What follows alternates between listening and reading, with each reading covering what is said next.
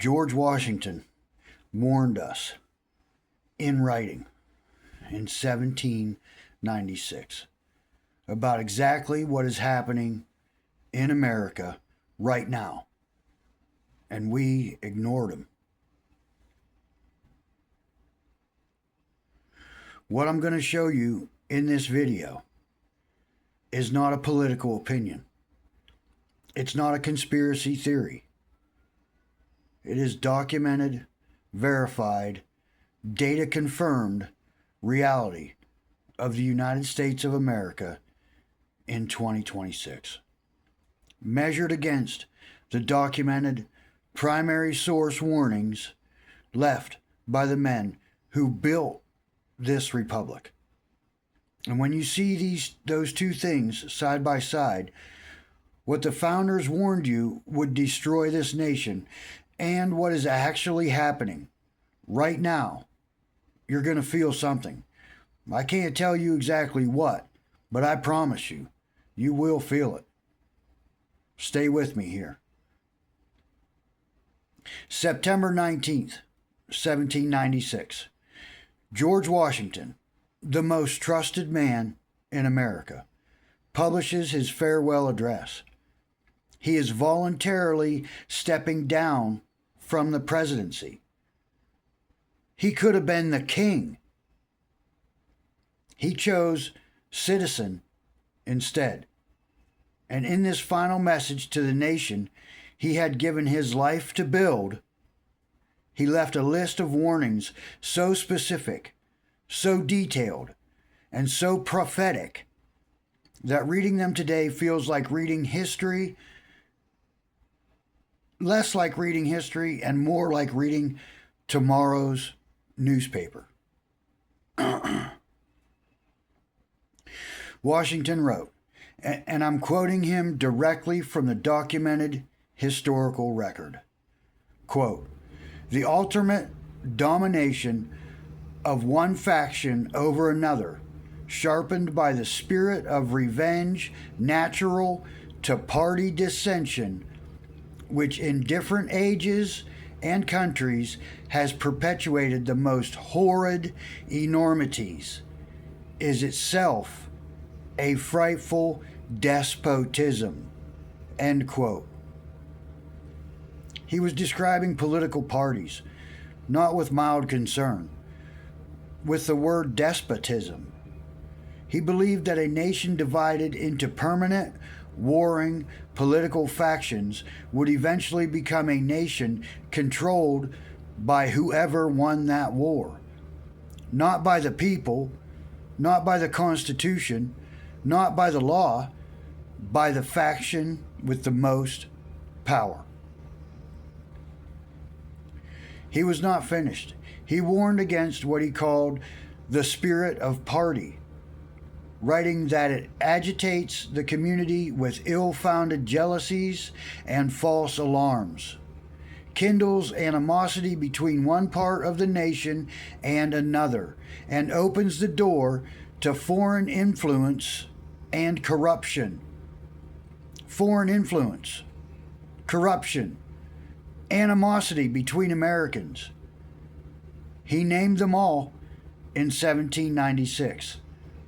He also warned about the national debt, writing that he hoped America would avoid ungenerously throwing upon posterity the burden which we ourselves ought to bear. What he was saying, do not borrow money your children will have to repay. Do not mortgage the future to pay for the present. He warned about entangling foreign alliances that would drag the nation into other countries' conflicts. He warned about the concentration of power in any single branch of government. And then, and this is the warning that matters most for what we're building here, he wrote this, quote, "Of all the dispositions and habits which lead to political prosperity, religion and morality are indispensable supports." End quote. He was saying that the republic could not survive without the moral foundation that comes from faith and virtue. That a government of laws requires a people of character. That the Constitution is only as strong as the citizens who live under it. That was 1796. Now let me show you 2026. I'm not going to give you political opinions in this section. I'm going to give you documented, verified, sourced data. Numbers from Pew Research, Gallup, Harvard, the U.S. Chamber of Commerce Foundation, the Congressional Budget Office, and the United States Treasury. These are not partisan sources. These are the most credible research institutions in America. And here is what they've found. In 1958, when the National Election Study first asked Americans whether they trusted the federal government to do the right thing, 73% said yes. 73. Nearly 3 out of 4 Americans trusted their government in 1958. Today, in 2026, that number is in historic freefall. Among young Americans between 18 and 29, that's the next generation of this republic, trust in the federal government has fallen to just 15%, the lowest number ever recorded in the history of that survey. Let that number sit for a moment. 15%. Half of all young Americans now say that people like them have no real say in what the government does. And that feeling of voicelessness cuts across every political identity. 53% of Democrats, 52% of independents, and 48% of Republicans all say the same thing. This is not a partisan feeling. This is an American feeling. 70% of Americans fail a basic civics quiz. Questions about the 3 branches of government, basic constitutional rights, and the fundamental structure of the government they live under. Only 5% of American adults can name all 5 rights guaranteed by the First Amendment. 5%. And 20% can't name not even one of them. 8 states currently require neither a civics course nor a civics test for a student to receive a high school diploma. You can graduate high school in America in 2026 without being required to know a single thing about the Constitution you're supposed to live under and the rights it is supposed to protect. The federal government currently invests 5 cents. That's 5 pennies per student per year in civics education. 5 pennies. Thomas Jefferson wrote, quote, "An educated citizenry is a vital requisite for our survival as a free people." End quote. James Madison wrote, quote, "Knowledge will forever govern ignorance, and a people who mean to be their own governors must arm themselves with the power that knowledge gives." End quote. America in 2026 is producing citizens who cannot name their own rights. And the men who built this republic told us in writing that this was the one condition under which a free republic cannot survive. Now, Here's some more facts for you. As of April 2026, the national debt of the United States stands at 39 trillion with a T dollars. I want to give you a number. I want to give you that number in a way that is real. I'm going to divide that debt by the U.S. population. And that means every single American, every man, woman, and child alive in this country today, April 2026, owes approximately $116,000 as their individual share of the debt Washington has accumulated in your name. That comes directly from the Pew Research Center. Documentation. Right now, real time, 2026. You didn't vote for that debt. You were never asked. It was spent largely on programs the founders never authorized, agencies they never created, and purposes they explicitly warned against. And the bill for it all was sent to you. Today, the United States government pays $88 billion with a B per month, every month, just in interest on that debt. That single monthly interest payment equals the combined spending on both the Department of Defense and the entire Department of Education. And here is what makes this constitutionally inexcusable. 75% of what Congress spends in 2026 is autopilot spending that Congress does not actually review or vote on.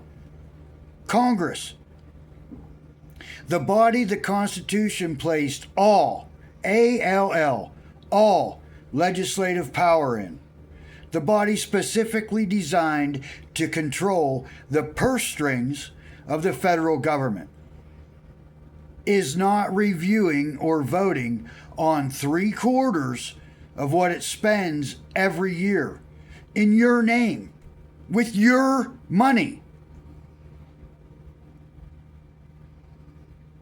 Thomas Jefferson warned in a letter to James Madison in 1789 that no generation should ever be permitted to burden the next with debt they did not consent to carry.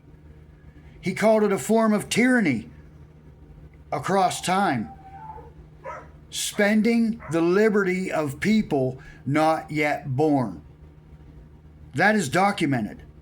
That is Jefferson in 1789, fully describing 2026. Here's some division facts for you. Today, 72% of Republicans view Democrats as more immoral than other Americans. 63% of Democrats view Republicans the same way. We are not just divided on policy, we're divided on whether our fellow Americans are moral human beings. Washington called this frightful despotism. John Adams, his successor, called a nation divided into two permanent warring parties, quote, the great political evil, end quote. Both men saw it coming. Both men warned us explicitly, and we walked directly into it anyway. I need to stop here for a second, because if you're feeling something right now, that is not an accident. That is recognition. That is a part of you that already knew something was wrong, finally hearing it confirmed by the documented record. Do not look away from that feeling. That feeling is civic instinct. That is exactly what the founders were counting on you to have. Stay with me here, because this next part is the most important. I asked my AI to identify the single most destructive policy change that the founders would have resisted with whatever force was necessary. And the documented historical record gives a clear answer. It is not just one law. It is not one amendment. It is one systematic, decades-long process that the founders specifically designed the entire Constitution to prevent. It is the transfer of legislative power from the elected representatives of the people, Congress, to an army of unelected, unaccountable federal bureaucrats who answer to no voter and can be removed by no elections. It is what scholars call the administrative state. And it is the most constitutionally significant transformation in the history of American government. Here's what happened. Article 1, Section 1 of the Constitution states, and we have covered this on this channel, on the Revere Report, that all, ALL, legislative power is vested in Congress. Not some of it, all of it. The founders were explicit. Laws are made by elected representatives who answer directly to you, the voter, the citizen. That was the design. But beginning in the progressive era of the early 20th century and accelerating dramatically from the New Deal era of the 1930s onward, Congress began doing something the Constitution explicitly prohibits, does not allow. It began delegating its legislative power to executive agencies. It began passing vague laws and then handing the power to actually write the specific rules, the rules that carry the full force of the law, to agencies whose directors are appointed, not elected. There are 444 federal agencies, compared to the original 3 established by George Washington in 1789. 444. None of them appear in the Constitution. None of their rule-making authority was authorized by the Founding Fathers. And collectively, they write more rules with the force of law every single year than Congress passes actual legislation. They write more rules every single year than Congress passes actual legislation. The founders built a specific documented protection against exactly this. Madison wrote in Federalist 47, quote, "The accumulation of all powers, legislative, executive, and judiciary, in the same hands, whether of one, a few, or many, and whether hereditary, self-appointed, or elective, may justly be pronounced the very definition of tyranny." End quote. The very definition of tyranny. When unelected agency officials write rules that carry the force of law, enforce those rules through agency courts, and then defend those rules in federal litigation, all within the same agency, they are exercising legislative, executive, and judicial power simultaneously, in the same hands. Exactly what Madison defined as tyranny. And no voter can remove them. No election changes them. They're permanent. They are unaccountable, and they govern more of your daily life than any elected official ever has. That is what the founders would have rebelled against.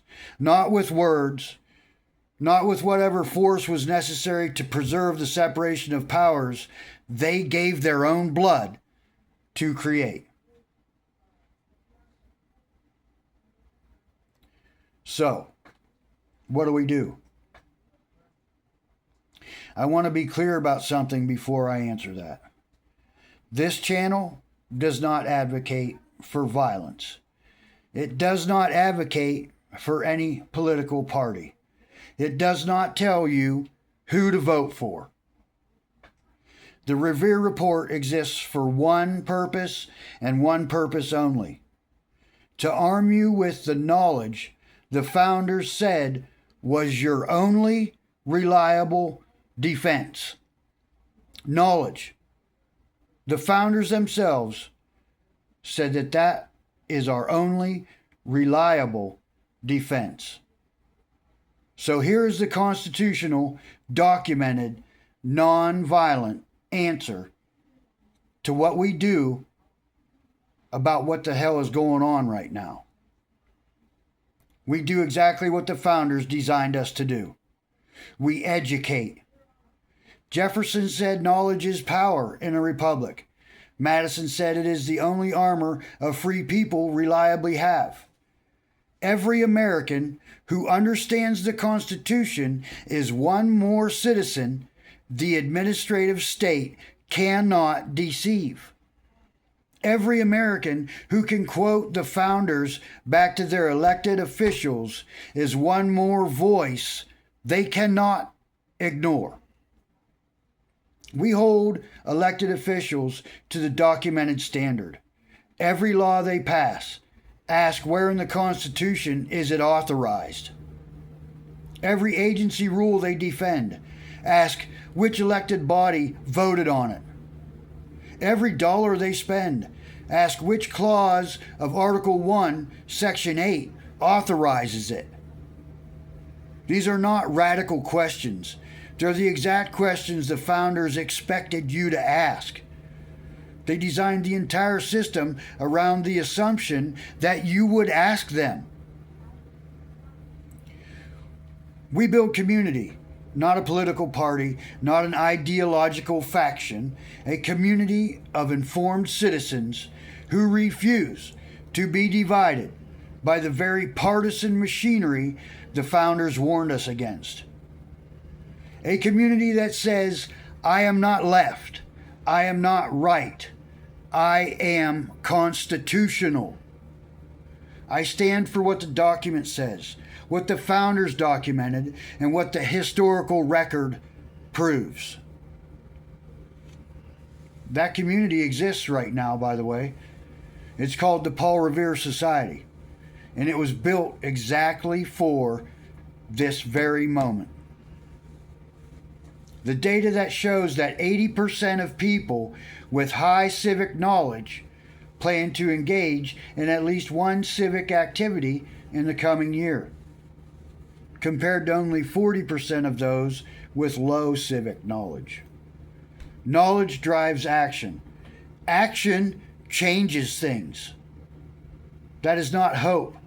That is documented data. Paul Revere did not stop the British by himself. He woke up enough people that together they stopped them. That is the model. That is the mission.